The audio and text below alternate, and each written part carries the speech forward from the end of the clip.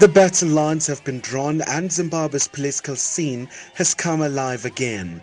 Following President Mnangagwa's proclamation for the 26 March polls, divided opinion on the importance and timing of the election is growing. Now, having delayed these by-elections for almost 1.5 years, 2 years in some respects, because some of the vacancies arose more than 1.5 years ago, it didn't then make sense in our view to delay for 1.5 years and then suddenly you rush to call those elections. Last year up to now, we were supporting the not calling for the by-elections on the basis of the COVID situation. I think our position as a party was very clear. We're focusing on the COVID situation. Now that hasn't changed much.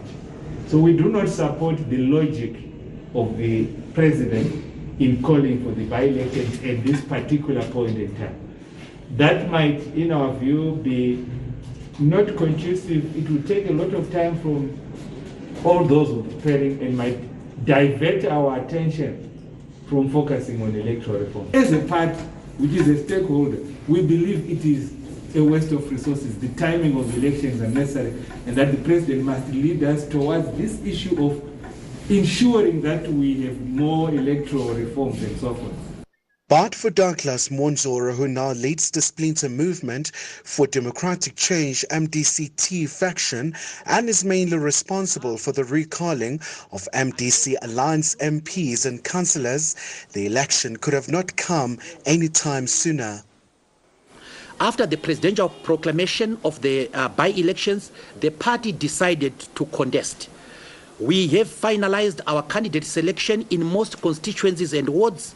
We are confident that our candidate selection process will be completed by the 17th of January 2022, almost 10 days before the sitting of the nomination court.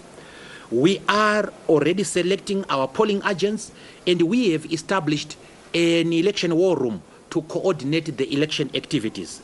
Yesterday, we had a meeting of the alliance partners where we agreed on who will field the candidates in which ward or constituency.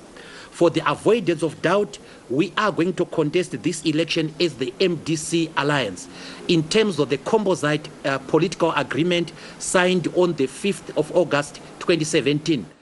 The other MDC alliance formation, led by Nelson Chamisa, is yet to pronounce itself on the latest developments. However, many expect the grouping will rebrand and dump the MDC name and emblems. However, the party appears to be playing its cards close to the chest and will reveal out its strategy on the eve of the seating of the nomination court. Analysts believe the need to unite and demand for reforms first.